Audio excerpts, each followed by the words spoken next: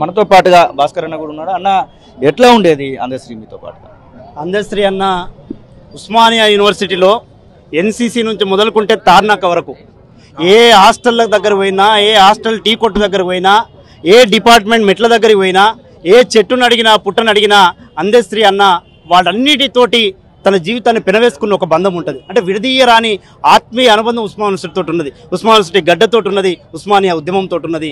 తెలంగాణ ఉద్యమంలో మమ్మల్ని ఆ రోజు తెలంగాణ ఉద్యమం నడుస్తూ ఉంటే ఆ ఉద్యమంలో మా మీద లాఠీలు దులిపిస్తూ ఉంటే పోలీసులు నిర్బంధిస్తూ ఉంటే ఇలా మేము ఉన్నామని చెప్పేసి అనేక మంది కవులు, కళాకారులు, గద్దరన్న లాంటి వాళ్ళు అనేక మంది మౌనబాలు వస్తున్నప్పుడు అందశ్రీ అన్న కూడా మాలో ఒకడిగా వయసులో పెద్దవాడైనా మమ్మల్ని ఎప్పుడు కూడా చిన్నపిల్లల్లాగా ట్రీట్ చేయకుండా మమ్మల్ని కూడా గౌరవించి ఈ పిల్లలతో నాకేందన్న కాకుండా సొంత తమ్ముల లెక్క మమ్మల్ని భావించి మా దగ్గరికి వచ్చి, అరే బిడ్డ మీరు చదువుకోవడం కోసం ఇక్కడికి వచ్చారు, మీ చదువును పక్కన పెట్టి మీ కుటుంబాలను పక్కన పెట్టి మీరు త్యాగం చేసి ఇలా ఉద్యమంలో ఇలా యుద్ధం చేస్తూ ఉన్నారు, మిమ్మల్ని కాపాడుకోవాల్సిన బాధ్యత నాలాంటి కవుల మీద, కళాకారుల మీద ఉన్నదని చెప్పేసి తను గర్వంగా మాతో పాటు నిలబడ్డాడు. అనేక సందర్భాలలో సలహాలు ఇచ్చేవాడు, సూచనలు ఇచ్చేవాడు, మమ్మల్ని నడిపించేవాడు. అంటే తను ఒక్కసారి మీకు గుర్తుంది, తెలంగాణ ఉద్యమంలో అతిపెద్ద ఉస్మానియా యూనివర్సిటీ వేదికగా జరిగిన దాదాపు 5 లక్షల మందితో జరిగిన ఆ మహత్తర సభను కూడా తన గానంతో, తన జయ జయ హే తెలంగాణ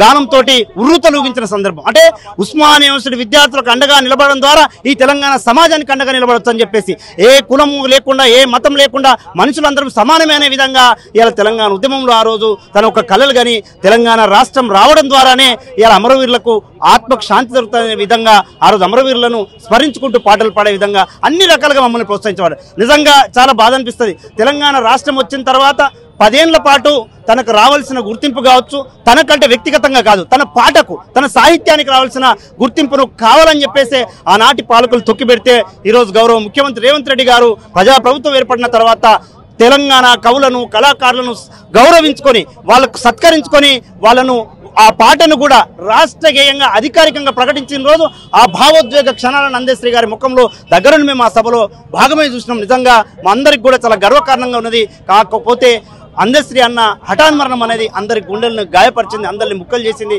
కాకపోతే మనిషి భౌతికంగా లేకపోయినా తన ఆలోచనలు, తన ఆశయాలు, తన అక్షరాలు ఈ సమాజంలో తెలంగాణ అనే పదం ఉన్నంత వరకు, ఈ భూమి ఉన్నంత వరకు కూడా ఉంటుందని చెప్పేసి తెలియజేస్తూ ఉస్మానియాకు, అందశ్రీకు ఆత్మీయమైన అనుభవం ఉంటుంది. అడుగు అడుగున ఉస్మానియాలో తన అందరూ కూడా విహరించిన వాడు, అందరితో చిన్న పెద్ద అందరితో కలిసి ఉన్నవాడు. కాబట్టి నిజంగా అందశ్రీ అన్న ఆశయాలను మేమందరం కూడా మాకు చేతనైనంత వరకు ముందుకు తీసుకెళ్తామని చెప్పేసి, ఈ సమాజంలో కులం, మతం తారతమ్యం లేకుండా, చిన్న పెద్ద తేడా లేకుండా ఈ సమాజం ఒక సామాజిక తెలంగాణగా రూపుదిద్దే విధంగా మా వంతు ప్రయత్నం చేస్తామని చెప్పేసి తెలియజేస్తాం.